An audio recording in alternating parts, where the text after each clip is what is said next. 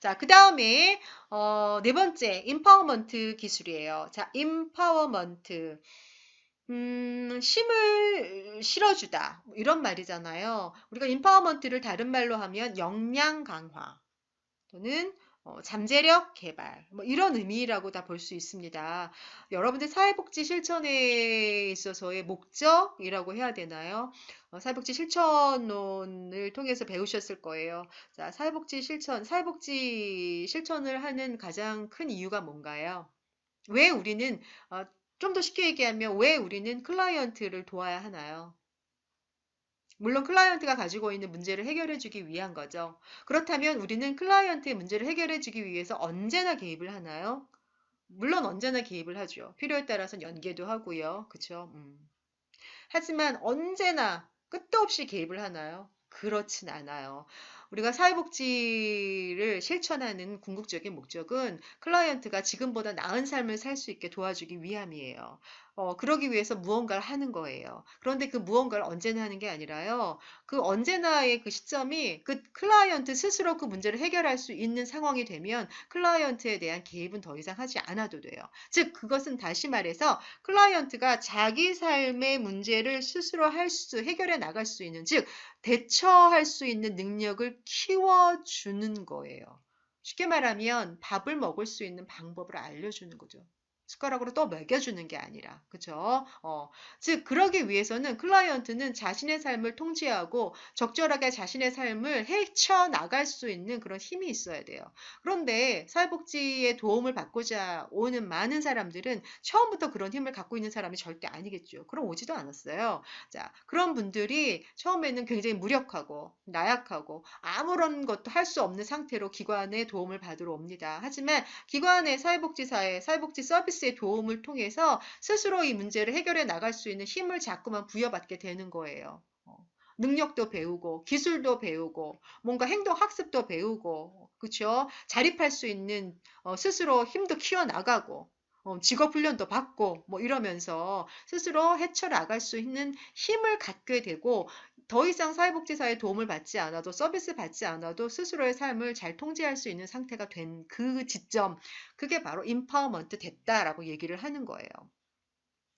어찌 보면 사회복지의 실천에 있어서 궁극적인 목적은 그거예요. 스스로 해결해 나갈 수 있는 대처 능력을 개발한다. 우리 이런 얘기 많이 들었잖아요. 그것이 바로 임파워먼트 시키는 거고 그들의 역량을 개발해 주는 겁니다.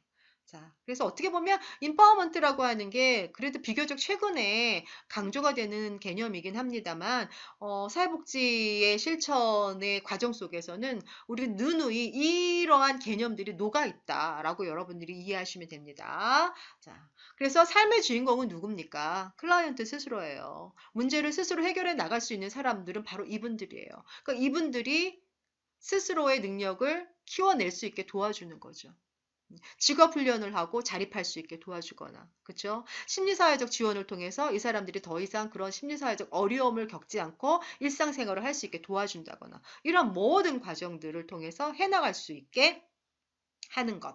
이게 임파워먼트다라고 볼 수 있습니다. 개념은요, 1990년대 이후에 사회복지 실천에서 굉장히 강조되는 개념이 또 임파워먼트라고 볼 수 있습니다. 왜냐하면 이제 계속 도움을 줘요. 언제까지 도움을 줄 거예요? 클라이언트가 스스로 설 수 있게, 자립할 수 있게, 뭔가 그들에게 힘을 계속 부여해주는 그것이 오히려 더 효과적인 개입 방법이다. 그러기 위해서는 클라이언트가 가지고 있는 내적인, 외적인 자원들, 내적인, 외적인 역량들, 이런 것들을 끄집어내서 그거를 활용을 해서 문제 해결에 적극적으로 활용하고 이후에 우리가 개입하지 않아도 클라이언트 스스로 일어설 수 있게끔 만들어줘야겠다라는 이제 그런 개념들이 훨씬 더 강조가 된 거예요. 자, 그러면서 이제 임파워먼트라고 하는 개념들이 좀 더 부각이 되기 시작했어요. 여러분들 강점, 관점이라는 것도 많이 들어보셨을 거예요. 강점, 관점이라고 하는 거는 우리가 클라이언트를 임파워먼트 하기 위해서는 그분들이 가지고 있는 문제에 초점을 주지 않는 거예요. 여러분들 삶의 여러분들이 주인공이 되기 위해서는 여러분들이 가지고 있는 그런 힘, 이런 것들을 발휘하면서 살아나갈 수 있어야 되는 거죠.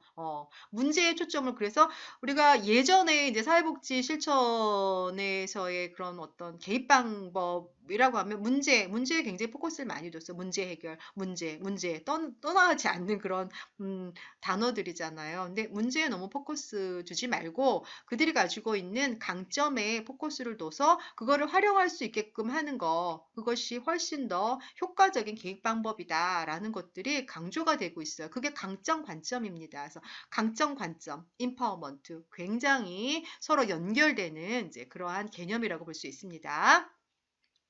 그래서 임파워먼트 기술은 클라이언트의 잠재 역량 및 자원을 인정하고 클라이언트의 이렇게 내적인 또는 외부에 있는 회복력이 있음을 전제로 하는 거예요. 누구나 다 있습니다. 내적, 외적 회복력 다 있습니다. 여러분들도 있습니다. 그래서 클라이언트가 클라이언트의 삶을 결정할 수 있도록 뭔가 힘을 심어주는 거죠. 실어주는 거죠. 지금은 물론 작은 싹이지만 이것에 이제 계속 물을 부어줘서 좀 더 커다란 나무가 되어서 클라이언트가 스스로 이것을 잘 해결해 나갈 수 있게끔 도와주는 것, 그게 임파워먼트 기술입니다. 그래서 실천 과정, 우리가 이제 뭐 사회복지 실천 과정이라고 하는 거는 이런 거잖아요. 문제를 확인하고 욕구도 조사하고 어떻게 해결할지 전략을 만들고 평가하는 이런 모든 과정에서 이들이 참여하는 거예요. 스스로 이제 참여하고. 예전에는 전략을 세우고 평가하고 이런 모든 과정이 이제 사회복지사가 하는 과정들이 작업들이었다면 이제는 이런 전 과정에 클라이언트를 참여시키고 클라이언트가 같이 협력자로서 파트너로서 조력자로서 참여하는 이제 그러한 것들이 훨씬 더 중요하게 다뤄지고 있거든요. 그래서 계획을 세운다든지 목표를 세운다든지 개입 방법을 만든다든지 이런 모든 전 과정에 있어서 클라이언트와 합의하고 계약서를 쓰고 그러면서 이제 우리가 진행을 해나가는 거예요. 그래서 이런 모든 과정에 이분들을 참여시키는 거죠. 왜냐하면 자기 삶의 문제를 해결해 나가는 과정이기 때문에 그렇습니다. 자, 그래서 임파워먼트 개념의 이제 특징이다라고 이제 되어 있기는 한데요. 임파워먼트라는 개념이 이제 등장한 것은 그런 거예요. 실은 불평등한 그런 어떤 처우를 받고 있는 사람들, 뭔가 억압받고 있는 그런 사람들, 이런 사람들의 문제를 해결하고 그들이 스스로 변화할 수 있게, 그들이 스스로 변화될 수 있게 그 힘을 실어주는 이제 그런 것들이 굉장히 중요하다. 라고 하는 그런 목소리들, 그런 움직임들이 막 나타나면서 이제 임파워먼트의 개념이 자꾸만 중요하게 되어 있거든요. 그래서 특히 이제 이 임파워먼트의 여러분들의 개념을 이해하실 때는 저는 항상 이제 예를 드는 게 이제 가정폭력 피해자분들이 자립할 수 있는 그런 과정들을 여러분들이 머릿속으로 그려보시면 이런 임파워먼트가 왜 필요하고 왜 중요한지를 훨씬 더 잘 아실 거예요. 여러분들 지난 시간에 제가 사회복지 실천 과정 그 과정 설명하면서 맨 마지막에 예시로 보여드렸던 게 이주 여성들, 다문화 어머님들이 가정폭력에 그런 노출의 경험이 굉장히 많아요. 물론 지금은 예전에 비해서는 줄어들긴 했지만 예전에는 굉장히 더 심했습니다. 하지만 이분들이 우리나라에 정착하기 위해서는 그냥 맞고 있었던 거예요. 그리고 외국에서 왔기 때문에 누구에게도 도움을 받을 수 없는 상황에서 굉장히 불평등한 그런 처우를 계속 견딜 수밖에 없는 상황이었죠. 하지만 이런 인권센터라든지 이런 이주 여성들의 어떤 자립을 위한 그런 센터들, 다문화 센터들 이런 것들이 점점 그 기능들이 좀 더 확대되면서 이분들의 그러한 불평등한 처우라든지 이런 것들을 해결해 주기 위해서 이분들이 단순하게 그런 어떤 희생자의 입장에서가 아니라 그런 그런 희생의 문제가 개인의 문제가 아닌 사회적인 뭔가 잘못된 그런 문화의 문제고 잘못된 인식의 문제다라는 걸 알림으로써 그분들이 좀 더 힘을 가질 수 있게끔 도와주는 그런 과정 속에서 인파워먼트 개념이 굉장히 강조가 되고 있거든요. 그래서 이제 여성폭력, 가정폭력 피해를 입으신 분들의 그런 사례를 좀 더 생각을 하면서 이 얘기를 들어주시면 조금 더 이해가 더 잘 될 것 같습니다. 자, 그래서 박탈당했거나 뭐 상실된 권리, 뭐 기회, 자원, 서비스를 되찾고 자신과 환경에 대한 통제력을 회복하는 거예요. 내가 이건 나 스스로 이제 더 이상 어쩔 수 없어. 난 이제 맞고 살 거야가 아니라 아니다. 이렇게 맞고 사는 거는 나는 굉장히 부당하다고 생각하고 이것을 사회적으로 알려서 뭔가 법적인 어떤 그런 과정들을 통해서 우리의 권리를 되찾고 우리가 스스로 우리를 자립할 수 있게끔 그런 토대를 마련하는 게 더 중요하다. 맞고 살 수는 없는 거니까, 그렇죠? 그래서 이러한 어떤 통제력을 회복하고자 하는 이런 과정들이 바로 또 인파워먼트다라고도 볼 수 있습니다. 그래서 서비스의 주체가 되는 대상자의 삶의 질이나 능력을 향상시키는 과정에서 그분들에게 억압됐던 거, 뭔가 그분들의 권리를 찾는 과정들에서 방해가 됐던 것들을 제거하는 거죠. 그래서 대상자들의 잠재적인 능력과 권한을 강화시켜 주는 거예요. 혼자서도 자립할 수 있는 그런 어떤 토대를 마련해 주기 위한 그런 권한, 능력, 그런 어떤 사회적인 분위기, 뭐 사회적인 어떤 연결망 이런 것들을 만들어 줌으로써 그들이 스스로의 능력을 발휘해 나가면서 자신의 삶의 주인이 될 수 있게끔 만들어 주는 거죠. 자, 그래서 대상자의 힘과 권력을 획득하는 것이 사회복지 실천의 목표다라고 볼 수가 있습니다. 그러자니 우리가 역량을 개발한다, 역량을 강화한다, 인파워먼트 시킨다라고 하는 것은 좀 더 긍정적인 관점으로 그들을 바라봐야 돼요. 그들이 가지고 있는 내적인, 외적인 그런 어떤 힘을 찾아내는 거. 그래서 그걸 발휘할 수 있게끔. 그래서 자신의 삶의 주체자가 될 수 있게끔 만들어주는 거예요. 그렇기 때문에 강점, 관점이 무엇보다 더 중요합니다. 지금의 문제가 아닌 또 하나의 성장의 기회라는 것들을 그들에게 인식을 시켜주고 그것을 뚫고 나갈 수 있게 도와주는 거죠. 지금 그들이 가지고 있는 조금은 보이지 않으나 내재되어 있는 그런 역량들을 끄집어내서 발휘할 수 있게끔 그래서 성장할 수 있는 기회가 될 수 있게끔 만들어주는 거 이게 바로 인파워먼트가 되는 과정이에요. 그것들을 통해서 이게 나의 문제만이 아니구나. 내가 이렇게 움츠러들고 무력감에 있어 쌓이면서 살 필요가 없구나. 그쵸. 나를 지지해주는 사람들이 이렇게 많구나. 또 나도 이러한 능력이 있구나. 내가 이걸 통해서 이렇게 성장해 나갈 수 있겠구나. 라는 과정을 통해서 고립감도 감소하고. 또 인파워먼트 하는 과정 속에서 그 사람들, 즉 그 클라이언트들이 가지고 있는 많은 연결망들, 자원들, 지역사회 조직체들 이런 것들을 통해 도움을 많이 받는 과정들을 밟아요. 그런 과정 속에서 뭔가 좀 더 내가 힘들 때 그 자원을 활용할 수 있는 이제 그러한 상태까지 되는 거죠. 그래서 자원의 접근성도 굉장히 높여주는 거 그러한 과정들이 바로 인파워먼트다라고 볼 수가 있습니다. 자, 인파워먼트의 이제 방법에 대해서 한번 알아보도록 하겠습니다. 루빈과 루빈이네요. 제가 구빈이라고 했는데요. 루빈과 루빈은 지역사회 인파워먼트를 높이기 위한 구체적인 기술로 다음에 6가지를 제시를 했어요. 그래서 이 6가지는 하나의 과정이기도 합니다. 방법이기도 하지만 이러한 방법들 혹은 이러한 과정들을 통해서 지역사회 내에 앞에 나왔죠.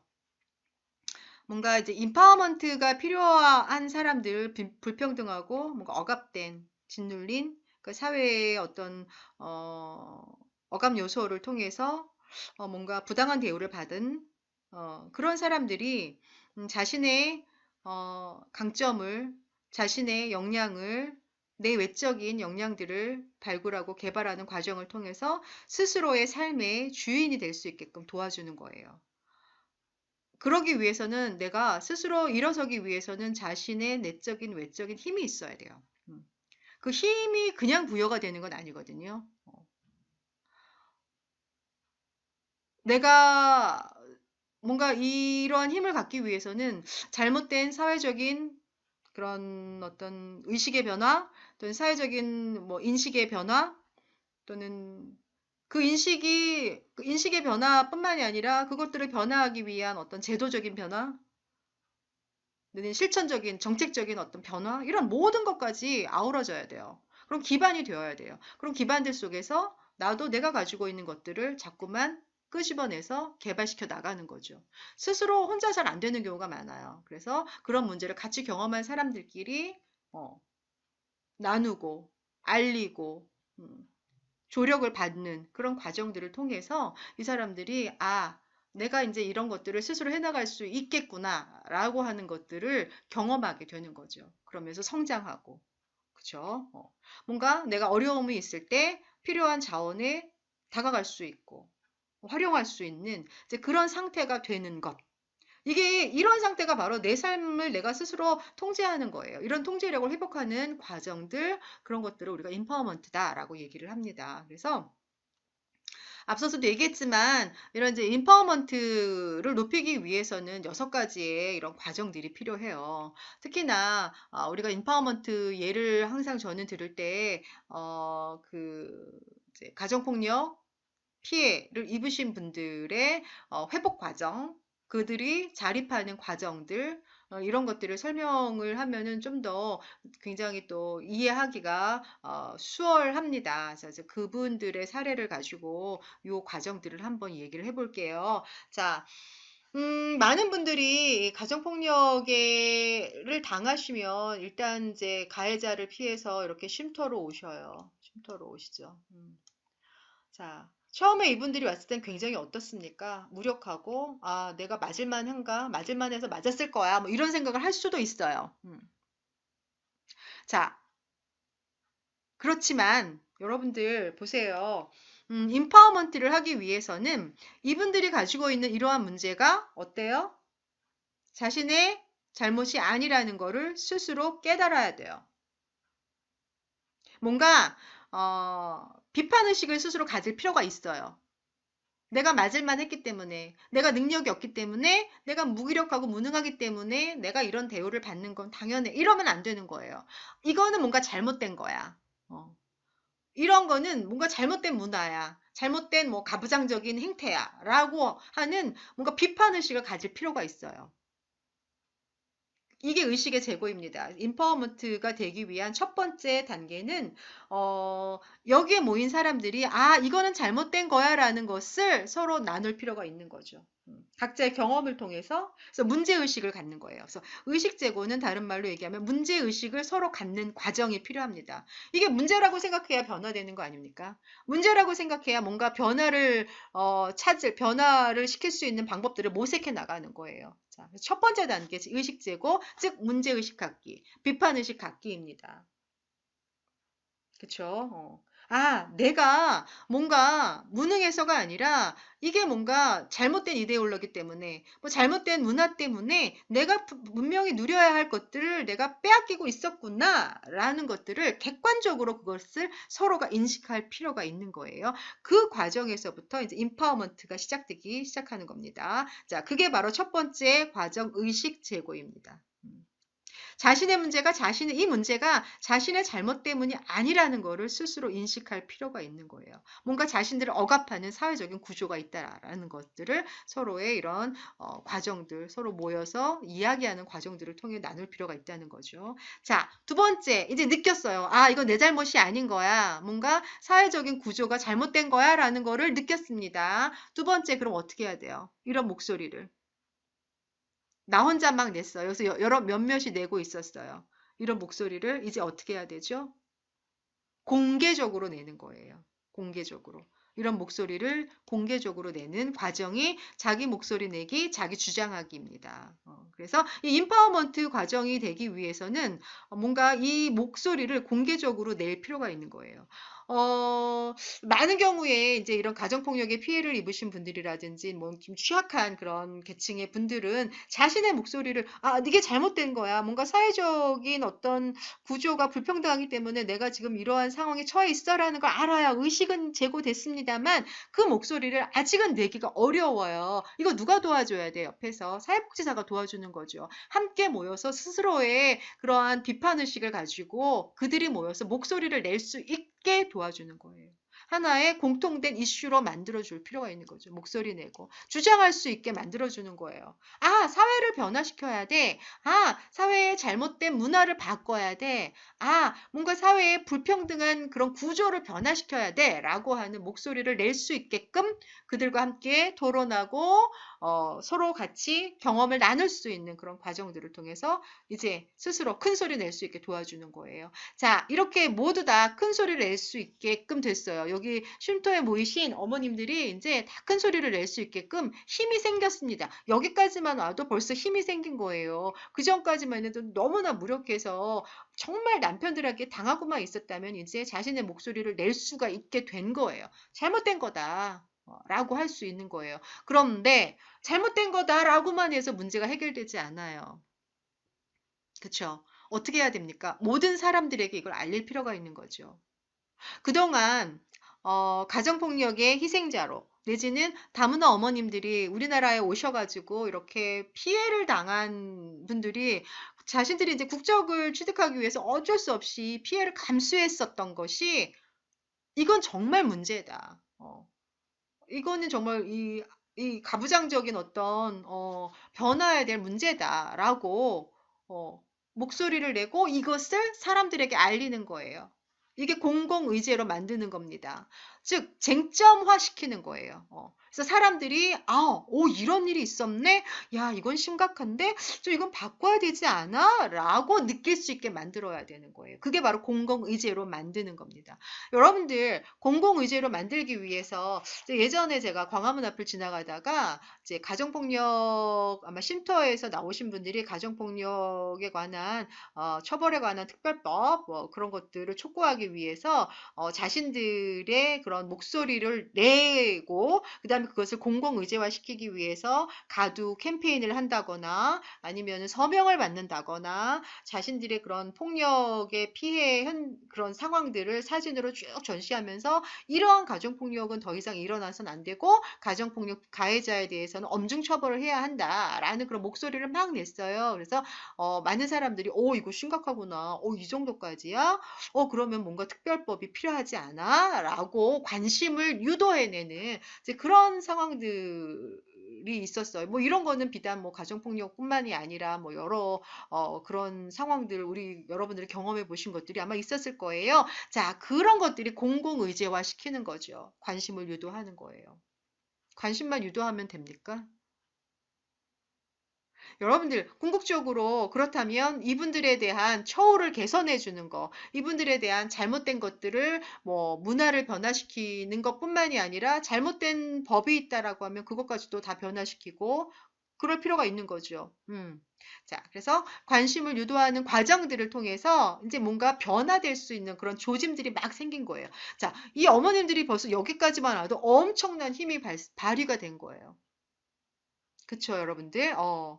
뭔가 스스로 이제 이 문제에 내가 소극적인 피해자가 아니라 적극적으로 이 문제를 대처할 수 있는 능력이 서로 생긴 겁니다. 자, 그렇다면 어떠한 문제들 같은 경우에는 법률적인 조력도 필요하고요. 또 어떠한 경우에는 의료적인 조력도 필요하고요. 그 사회복지의 어떤 조력도 필요하고요. 그래요. 그래서 많은 분야의 많은 사람들의 도움을 통해서 이러한 문제를 변화시킬 수 있는 그러한 과정들이 필요합니다. 그래서 많은 자원들이 동원이 되고 또 조직화가 이루어지는 거예요. 그 어머님들 역시 그런 어떤 무슨 뭐 여성 단체 뭐 협회 하나 만들고 그 다음에 무슨 가정폭력 피해자들 모임 뭐 이런 것들을 통해서 자신들의 힘, 자신들이 목소리 낼 수 있는 그런 단체로서의 어떤 역량 이런 것들을 만들어내고 그 다음에 법률적인 조력을 통해서 도움도 받고 의료적인 도움도 받고 뭐 이런 모든 것들을 받을 수 있는 그런 조직들을 만들어내는 거예요. 자, 여기까지 온 것만으로도 벌써 이 어머님들이 힘이 생긴 거고 권력이 생겼다라고 볼 수 있습니다. 자, 자, 이해가 가시나요? 자, 그렇다면 이제는 여기까지 온 과정들을 통해서 이 어머님들은 자신들이 더 이상 무력한 존재가 아니라고 느껴요. 자신들을 도와주는 많은 사람들이 있었어요.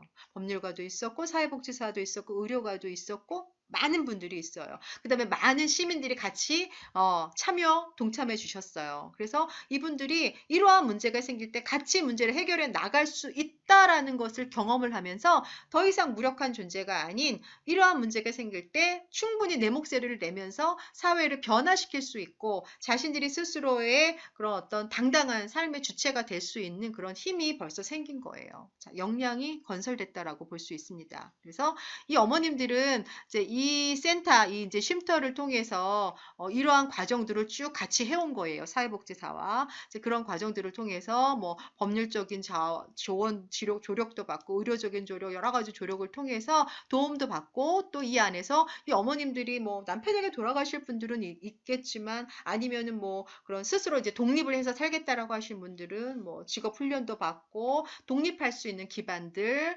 마련해 내는 거죠. 이 과정들을 통해서. 그래서 이 어머님들의 역량이 건설됐다라고 볼 수 있는 거예요. 그래서 이 5단계까지 오게 되면은 이분들은 이미 이제 자신의 삶을 스스로 충분히 헤쳐나갈 수 있는 능력이 생긴 겁니다. 스스로 생긴 것은 아니죠. 여러 가지 이런 단계들을 거쳐서 해낼 수 있는 그런 힘이 있다라고 하는 것을 느끼게 된 거예요. 자, 그러면 이러한 모든 과정들을 통해서 많은 그런 자원들을 우리는 확보할 수 있었고, 많은 조직체들을 통해서 이 분들이 활용할 수 있는 자원들도 많았고, 자본들도 굉장히 많은 거예요. 여러 가지 내가 문제가 생길 때 여기 기관을 찾아갈 수도 있고, 내가 이런 어떤 직업적인 도움을 얻고자 할 때는 뭐 이 센터를 가서 도움을 받을 수 있게끔 하는 이런 자신의 문제를 해결할 수 있을 때 내가 필요한 그러니까 자원에 접근할 수 있는 그런 자본들이 너무나 많이 생긴 거죠. 그래서 이런 사회적인 자본들이 굉장히 많이 생긴 이것들을 이분들이 충분히 활용할 수 있는 이제 그러한 상황이 된 거예요. 자, 그러면 이분들은 자립할 수 있는 능력, 스스로의 삶을 통제할 수 있는 능력이 생긴 거죠. 이러한 과정들이 바로 임파워먼트가 되는 그런 과정들이다라고 보는 거예요. 마지막에 이제 사회적 자본이라고 하는 거는 우리가 이제 자본이라고 하는 거는 인적 자본, 물적 자본, 사회적 자본 이렇게 세 가지가 있는데요. 물적 자본은 그야말로 이제 돈인 거예요. 이거는 우리 어쩔 수 없는 거잖아요. 인적 자본은 그분이 가지고 계신 뭐 학력이라든지 직업이라든지 이런 것들을 우리가 인적 자본이라고 얘기를 합니다. 이것도 어떻게 참 변화되긴 어려워요. 하지만 사회적 자본은 사람들 간의 신뢰 관계를 통해서 얻어진 망이에요. 조직체 연결망이에요. 어, 우리가 어려운 일이 있을 때는 그러한 연결망, 이런 조직체의 도움을 받아서 뭔가 문제를 해결해 나갈 수 있는 거죠. 자, 그러한 것들을 사회적 자본이라고 합니다. 자, 이러한 인파워먼트 과정을 통해서 그들이 활용할 수 있는 사회적 자본이 굉장히 많이 창출될 수 있습니다. 그래서 그러한 사회적 자본을 활용해서 이분들이 좀 더 자신의 삶을 당당하게 살아나갈 수 있는 그런 역량이 건설될 수 있다라고 볼 수 있는 거예요. 그래서 이렇게 임파워먼트는 6가지의 방법이 있기도 하지만 이 방법은 쭉 일련의 과정이라고도 볼 수가 있습니다. 자, 이 과정을 통해서 임파워먼트가 형성될 수 있다라고 보여집니다. 자, 그 다음에 이제 마지막으로 옹호 기술이에요. 자, 옹호라고 하는 것은 이제 말 그대로 누군가를 대변해 주는 거예요. 뭔가 이분들이 충분히 뭔가 자격이 있고 또 권리가 있고 그런데 정당한 대우를 받지 못하고 있다, 불이익을 당하고 있다라고 했을 때 그들의 입장에 서서 그들의 이익을 대변해 주거나 그들을 방어를 해주거나 그들을 대신해서 대신 싸워주거나 그래서 그들이 권리를 찾을 수 있게 도와주는 거. 그들이 정당한 처우를 받을 수 있게 도와주는 거. 이제 그랬을 때 사용하는 지역사회 복지 실천 기술이 옹호라고 볼 수 있습니다. 옹호. 근데 이 옹호는 전제 조건이 그거예요. 클라이언트가 권리가 있다라는 걸 인정하는 거예요. 그런데 이분들이 보통 이제 내가 권리가 있는데 많은 부분 우리가 사회복지의 도움을 받으러 오시는 분들이 되게 자신들의 지금 현재의 처지로 인하여 위축되거나 자신들의 의견을 충분히 목소리를 내지 못한다거나 그런 분들이 많으세요. 이제 그랬을 때 사회복지사가 대신해서 이분들의 목소리를 내주거나 권리를 찾을 수 있게 도와주는 거예요. 이제 그랬을 때 사용되는 기술이 옹호 기술입니다. 그랬을 때 우리는 전제 조건이 그분들은 마땅히 권리가 있다라는 거를 인정하는 거고요. 그래서 그 권리를 받을 수 있게끔 도와주는 거에 초점을 맞추는 겁니다. 자, 옹호를 하기 위해서는 우리가 원칙이 몇 가지 있어요. 자, 클라이언트를 대신해서 뭔가 그들의 입장을 대변해주기 위해서는 또 그들이 지금보다 나은 상태의 삶을 살 수 있게끔 뭔가 변화를 주기 위해서 그들은 변화를 그분들이 변화를 하기에는 조금 어려움이 있어요. 뭔가 이걸 변화시키는데 그분들이 이제 약간 능력도 그렇고 정보에 접근하는 것도 어려워요. 그럼 그런 것들을 대신해서 우리가 싸워서 변화를 시켜내는 거거든요. 그랬을 때, 그 변화를 통해서 그분들이 뭔가 권리를 찾을 수 있게 도와주는 거예요. 그런 옹호는 굉장히 합리적이어야 되는 거죠. 말도 안 되는 그런 얼토당토하는 것을 가지고 막 이걸 해달라고 요구할 수는 없는 거예요. 그래서 합리적인 수준을 유지하는 것도 중요하고요. 그래서 옹호를 할 때는 사회복지사라든지 아니면 어떤 조직체, 누군가 개인이 옹호를 막 하는 것보다는 팀으로, 조직으로, 집단적으로 옹호를 하는 게 훨씬 더 유리합니다. 그리고 여러분들 그거는 좀 당연한 얘기일 수 있어요. 그래서 내가 이제 클라이언트 집단이 이제 불이익을 받고 있는데 이분들이 이런 서비스를 받는 게 너무나 당연한데 공공기관에서 이분들에 대한 서비스를 제대로 주지 않았을 때 개인 사회복지사가 가서 얘기를 하는 것보다는 이제 그런 사회복지의 조직체가 대신 얘기를 해준다거나 하는 것들이 훨씬 더 효과적으로 작용이 될 수 있다라고 하는 거죠. 자, 그 다음에 우리가 클라이언트의 이익을 대변한다라고 할 때는 굉장히 단호한 태도를 보이셔야 되는 거예요. 그죠? 물렁물렁하면 안 되는 거예요. 단호하게 이들의 입장을 얘기를 하되 적극적이고 단호하되 너무 경직되면 안 되는 거죠. 때로는 상대방의 얘기도 들을 필요가 있어야 돼요. 그러기 위해서는 적당한 유연성도 필요한 거죠. 여러분들 너무 강하게 얘기를 하면은 그것이 좌절될 경우도 있어요. 부러질 수가 있잖아요. 단호하게 입장을 대변하되 상대방이 또 얘기하는 것도 듣고 그거에 대해서 적당한 타협도 필요할 때가 있습니다. 그래서 유연한 태도도 필요하다라는 거 여러분들이 이해하시고요. 옹호를 하기 위해서는 일단 첫 번째 가장 이제 부드러운 방법은 설득이에요. 입장을 이분들이 뭔가 받아야 할 권리들이 있어요.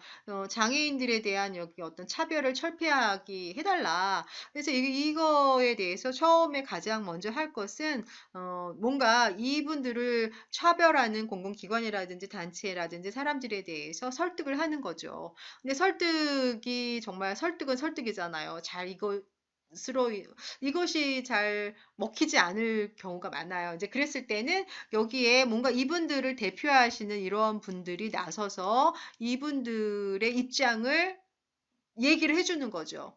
이러이러한 거다라고 강력하게 얘기를 해주고 또 때로는 이러한 대표자분들이 그 상대방의 즉 표죠. 뭔가 이분들을 차별하고 있는 그 기관이 변해야 되는 거잖아요. 그럼 그 기관에 대해서 의견을 들어볼 필요가 있어. 왜 차별을 하는지 의견도 들어보고 또 이분들의 의견을 대신해서 얘기를 해주기도 하는 거예요. 이런 대표하는 것도 필요하고요. 자, 그래도 해결이 되지 않을 경우에는 좀 더 적극적인 방법은 이 변화되어야 할 이 기관에 대해서 좀 더 뭔가 이렇게 흔드는 작업을 해줘야 되는 거예요. 이 표적을 변화시키기 위해서 표적을 흔드는 거는 좀 더 강력한 이와 같은 시위라든지 아니면 전단지를 일반 시민들에게 배포함으로써 우리가 이렇게 지금 차별을 받고 있고 이 기관이 이러한 차별을 하고 있다. 그래서 뭔가 변화시켜야 된다라는 것들을 알리는 거예요. 여론을 막 이제 확산을 시켜 나가는 이제 그런 과정들을 겪어 나가면 이 기관이 움찔움찔 흔들흔들 할 수 있는 거죠. 그래도 변화하지 않는다 했을 때 마지막 방법은 정치적 압력이에요. 탄원서 제출하는 거. 우리 이런 거 많이 하잖아요. 그렇죠? 탄원서 뭐 이런 거, 그다음에 서명 운동하는 거 이런 것들을 통해서 정치적으로 압력을 넣는 이제 그러한 과정들이 필요합니다. 그런 과정들을 통해서 이분들의 권리를 보장해 주는 거, 권리를 찾을 수 있게 도와주는 거, 차별로부터 이분들을 보호해 주는 그러한 역할을 해내는 게 바로 옹호라고 볼 수 있습니다. 자, 옹호는 여러 가지 유형이 있어요. 그래서 옹호에는 책에는 지금 이러한 지금 유형들이 조금 산발적으로 조각조각 있긴 한데요. 이거를 쭉 하나로 모아서 옹호의 유형으로 이렇게 제가 정리를 했는데요. 옹호의 유형은 크게 하나, 둘, 셋, 넷, 다섯, 여섯 가지 유형으로 나눌 수가 있죠. 자, 이렇게 나눈 사람의 이름이 하드캐슬이에요. 자, 요거는 나중에 여러분들이 1급 시험을 보실 때 하드캐슬의 옹호의 유형의 설명 중 잘못된 거 뭐 이렇게 찾아요. 이런 문제가 있어요. 그래서 하드캐슬 들어본 적이 없는데 자, 옹호를 이렇게 나눈 사람이에요. 이렇게 유형화시킨 사람이 하드캐슬입니다. 자, 그래서 한번 쭉 옹호의 유형과 그거에 대한 개념, 또 거기서 사회복지사는 어떤 역할을 해야 되는지에 대해서 한번 살펴보도록 할게요. 자, 옹호는 첫 번째 자기 옹호가 있어요. 자기 옹호는 뭐냐면 클라이언트가 클라이언트 스스로를 옹호하는 거예요. 자, 예를 들면 그거죠. 자조 집단을 만들어서 그들이 그들 스스로 그들을 옹호하는 거죠. 그들 스스로 뭔가 표적도 흔들고 그들 스스로 대표자에게 가서 설득도 하고 의견도 나누고 의견 청취도 하고 이러는 거죠. 안 될 때는 그들 스스로가 뭐 탄원서도 만들고 서명 작업도 하고 이러한 역할을 하는 거예요. 그래서 그들 스스로 그들 집단이 스스로를 옹호하는 것 자기 옹호라고 합니다. 그럼 자기 옹호할 때 사회복지사는 무슨 일을 하나요? 보통 이분들이 이제 행정적인 그런 기술적인 것들이 조금 어려울 수 있어요. 이제 그런 것들을 지원을 한다거나 아니면 격려하는 거. 정보를 제공하는 거, 이런 것들 할 수 있습니다. 자, 그 다음에 나머지 자기 옹호를 제외한 나머지는 대신해 주는 거예요. 전문가가, 사회복지사가 클라이언트 집단 혹은 개인을 대신해서 그들의 권리를 찾을 수 있게끔 뭔가 하는 것들이라고 볼 수 있습니다. 자, 개인 옹호는 말 그대로 클라이언트 개인을 옹호해 주는 거죠.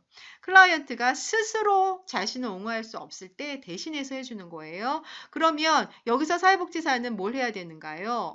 이 사람들이 개인이 혹은 그 가족이 무엇을 원하는지를 파악하는 게 중요하겠죠. 이런 것들을 필요로 합니다. 이런 거 해주세요라고 요청을 하는 거예요. 자, 집단 옹호는 유사한 문제를 경험하는 클라이언트 집단의 공동 문제를 해결하기 위한 거예요.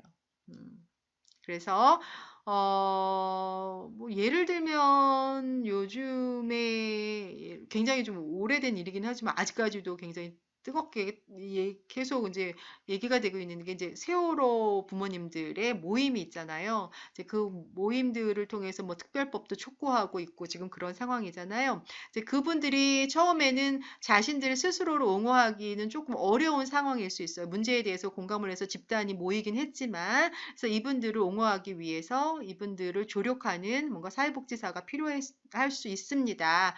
그래서 이러한 옹호를 우리가 이제 집단 옹호라고 합니다. 그랬을 때 집단 옹호를 하기 위해서는 사회복지사는 집단을 운영할 수 있는 능력이 필요해요. 집단을 운영하는 사회복지 실천 기술이 필요합니다. 자, 이거 어디서 배웠어요? 배운 적이 없는데요. 아니에요. 요거 여러분들 사회복지 실천 기술론에서 여러분들 개인을 위한 실천 기술, 가족을 위한, 집단을 위한 실천 기술들을 각각 배워요. 그러면 집단을 어떻게 구성하고 집단을 어떻게 운영을 해나가는지, 집단의 발달 단계에 따라서 사회복지사는 어떤 역할을 해야 되는지 그런 것들이 나와요. 이제 이런 집단을 운영할 수 있는 기술이 필요하고요. 집단의 구성원들과 뭐 할 수 있는 기술이 필요하다. 의사소통할 수 있는 기술이 필요합니다. 그래서 그들의 문제를 듣고 그들의 문제를 대변해서 뭔가 상대방에게 알리는 작업들, 이제 이런 것들을 할 필요가 있는 거죠.